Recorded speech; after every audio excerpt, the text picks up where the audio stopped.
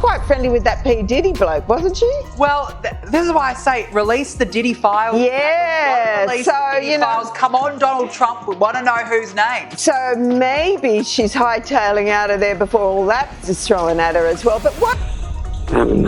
Her stories have changed so many times about what happens, when it happens, how it happens, with different versions. And each time she speaks, there's a different version. I am making it publicly known that in no way, shape, or form am I suicidal. I have made this known to my therapist and GP. If something happens to me, for the sake of my family, do not let this go away and help me to protect them. Too many evil people want to see me quieted. She left the country. She sold the mansion. She changed her hair and disappeared from Hollywood almost overnight, right as the most explosive files in American judicial history began hitting the internet, and everyone called it a political statement. But here's what nobody is connecting. Let's start with what we actually know, because the facts alone are disturbing enough before you even get to the theories. Ellen DeGeneres, one of the highest paid, most recognizable television personalities in American history, abruptly shut down her show in 2022. A show that, by most industry estimates, was generating hundreds of millions of dollars per year. She gave no complete explanation. She cited a vague sense of the show having run its course. She took limited press. Then she largely vanished. At the exact same time, Ghislaine Maxwell's criminal proceedings were reaching their most public and damaging stage. Maxwell, the British socialite, convicted trafficker, and longtime associate of Jeffrey Epstein, was sentenced on June 28, 2022 to 20 years in federal prison. The sentencing came after her conviction on 5 counts related to the recruitment, grooming, and abuse of minors between 1994 and 2004. That overlap Ellen's show ending and Maxwell's sentencing landing in the same window might mean nothing on its own. Coincidences happen, except the story doesn't stop there. By late 2024, reports began circulating through entertainment publications that Ellen and her wife Portia de Rossi had left the United States entirely. Not a vacation, not a film shoot. According to those reports, they purchased property in rural England and listed their Montecito estate, one of the most expensive real estate markets in California, and told close friends they had no intention of returning. The stated reason publicly was Donald Trump's election victory. Ellen has been openly critical of Trump for years, so on the surface, the explanation holds, until you look at the timing more carefully, because Trump's election wasn't the only thing happening in late 2024. The Department of Justice had begun releasing tranches of documents related to the Epstein investigation files that for years had been buried, redacted, or sealed entirely. Victims were speaking, names were circulating, and the people with the most to lose were watching that clock tick down in real time. Critics who've followed this case closely argue that the exit to England was not political. They argue it was strategic. To understand why Ellen's name keeps appearing in this conversation, you have to understand how Ghislaine Maxwell actually operated, because the allegations don't point to Maxwell working alone. They point to a system, a network, a structure that required people with access, credibility, and reach. Maxwell's method was almost disarmingly simple. She would identify vulnerable young people, teenagers who needed money, who craved validation, who were starstruck by proximity to fame. She would approach them in ordinary settings, spas, camps, social events, presenting herself as polished, educated, and trustworthy. A proper English woman with a warm smile and an incredible opportunity. Started for victim after victim, not with force, not with threats. With a friendly woman who seemed like she was trying to help. Her posh upbringing, her British accent, her orbit around some of the most powerful people on earth, all of it functioned as a kind of social camouflage. Coming from a woman, the approach felt safer, more legitimate, more trustworthy, and that's exactly what made it so effective and so monstrous. According to prosecutors and court documents, Maxwell recruited hundreds of individuals for Epstein over the course of a decade. She would seek out teenagers at their most vulnerable when they needed money, when they were struggling, when they were susceptible to the promise of a powerful patron who could change their life. Epstein was positioned as a savior. Maxwell was the friendly guide who would bring you to him. Now here's the question that the DOJ documents raise and that critics believe has never been fully answered. Maxwell didn't do this alone. The scale of Epstein's operation was too large, too geographically spread, and too socially embedded in elite circles for 2 people to have managed it by themselves. Prosecutors have confirmed that co-conspirators exist who were never charged. Maxwell herself has claimed that 25 individuals connected to Epstein reached secret settlement deals arrangements that, she alleges, were never disclosed to her during her own trial. 25 people, protected by deals that have never been made public, and a client list that, according to Maxwell in her DOJ interview, doesn't exist except that flight manifests do exist. Bank records exist. Surveillance footage existed. Thousands of emails recovered from Epstein's personal Yahoo account document. Maxwell organizing his social calendar, curating his inner circle, arranging visits with tech billionaires and power brokers. The cover-up is in the redactions. An estimated 300,000 plus files from the Epstein case remain either redacted or sealed. The names inside those files, the ones the public hasn't seen yet, represent what critics call the real story. The connection between Ellen and Ghislaine Maxwell is, at this point, a matter of public allegation, not proven fact. But the pattern of claims is specific enough and consistent enough across multiple sources that it cannot simply be dismissed. According to reports circulating after the DOJ released victim statements, Maxwell was allegedly working with someone embedded in the entertainment industry, someone with show business access, someone who could move in those circles without raising suspicion. Critics of Ellen have pointed to her as this figure. Their argument is built on timing, proximity, and a series of moments on her own show that, in retrospect, look very different than they did when they aired. In business, nothing is coincidental, or you will be hearing who's losing money.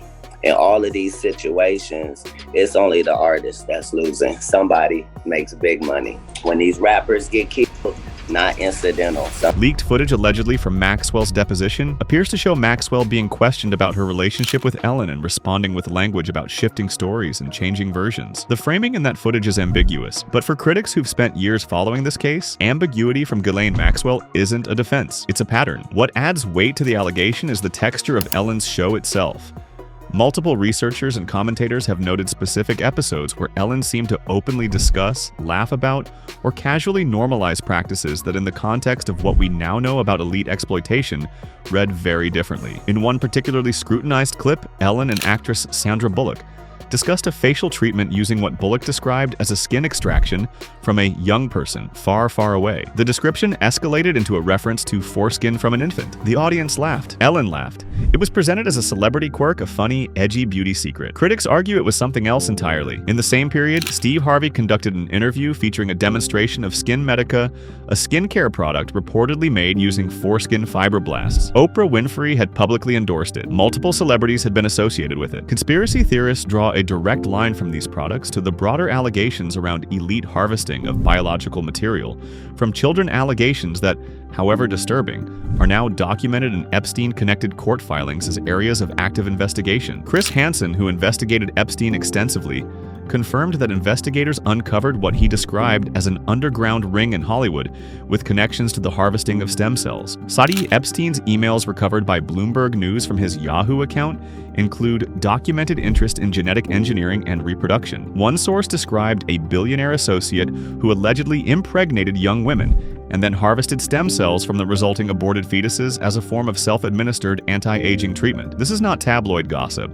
These are allegations that investigators have taken seriously enough to pursue in court documents and federal inquiries. And Ellen's show, critics argue, was normalizing the aesthetics of this world for a mainstream audience, whether she knew it or not, or whether she was fully in it. Also now know that Twitch left a suicide note. Details have not been made public. The note alluded to challenges Twitch had faced in the past. Stephen Twitch Boss was Ellen DeGeneres' executive producer, DJ, and one of the most visible faces of her show. He was by all public accounts a joyful, beloved figure. And in December of 2022, just months after Ellen ended her show and departed for England, Twitch was found dead in a Los Angeles motel room at the age of 40. The official ruling was suicide. He had checked into a motel about a mile from his home, switched his phone to airplane mode, and never checked out. What he allegedly left behind in a note, details of which have never been made fully public, reportedly alluded to deep shame, to staying silent, to being part of something he could no longer live with. The exact contents have not been verified, but the characterization of the note, as described by sources close to the investigation, does not describe the note of a man simply exhausted by life. It describes the note of a man who knew something. Critics of Ellen have argued the following. Twitch had firsthand knowledge of what happened behind the scenes of that show. He was in the building. He was in the meetings. He was, by definition, inside the machinery. And at the precise moment when that machinery was beginning to attract serious federal scrutiny, when Epstein files were being unsealed, when Maxwell was convicted, when victim statements were being compiled, Twitch disappeared from public life and turned up dead. The pattern, critics say, is not random. It mirrors what happened to Virginia Giuffre Epstein's most prominent and vocal victim, who died by alleged suicide in April 2025, just weeks before a major tranche of Epstein files was released. Before her death, Giuffre had publicly posted on social media that she was not suicidal, that she was being targeted, that if something happened to her, people should not let it go. I am making it publicly known that in no way, shape, or form am I suicidal. I have made this known to my therapist and GP. If something happens to me, for the sake of my family, do not let this go away and help me to protect them. Too many evil people want to see me quieted. Virginia Giuffre had survived being hit by a car in a hit and run, a vehicle whose driver was never identified. She had reportedly experienced multiple near misses on the road prior to that. According to sources close to her, Epstein's network had maintained surveillance on her for years after she came forward tracking her movements, threatening her, calling her phone. She posted that warning publicly, and she still ended up dead. For people who have followed this case from the beginning, the coincidences are no longer coincidences. They are a pattern of elimination, a pattern of silencing. And in that context, the death of a man like Twitch, who had access to everything happening inside Ellen's show, looks less like a tragic mental health crisis and more like a warning that was never sent in time. Journalism will be their downfall. Or is it just art? And let me be the first to tell you, it's all connected. I mean, if you know, you know. A growing body of researchers, some credible, some fringe, have spent years cataloging what they describe as elite symbolism embedded in mainstream entertainment. In Ellen's specific case, critics have pointed to the architectural design of her show's set, which some claim bears structural similarities to a known Epstein-affiliated property. They've pointed to artwork visible in footage shot inside Ellen's home pieces, featuring what some describe as occult imagery, with connections to spirit cooking, to Marina Abramovich, and to a broader network of celebrity figures who have attended or participated in rituals associated with that world. Lady Gaga, Jay-Z, and Ellen have all been photographed wearing or displaying imagery connected to artist Jean-Michel Basquiat, whose recurring motifs crowns. Skeletal figures have become focal points for those investigating elite symbolism. Critics argue the patterns are too consistent to be accidental. Defenders argue that art is being weaponized as evidence. Katt Williams, the comedian who has become one of the most outspoken critics of Hollywood's elite class, addressed this directly in his conversation on the Joe Rogan podcast. He named Epstein and Diddy as two operational heads of a structure that served the most powerful people in the world. He described Harvey Weinstein offering him two actresses like playing cards on the table available as a form of social currency in exchange for silence and recruitment. He said he walked away. He says not everyone did. Everybody is a supplier. Epstein, Weinstein, like these guys knew what these extremists liked and provided it, and provided the way for you to to have $1 billion and not create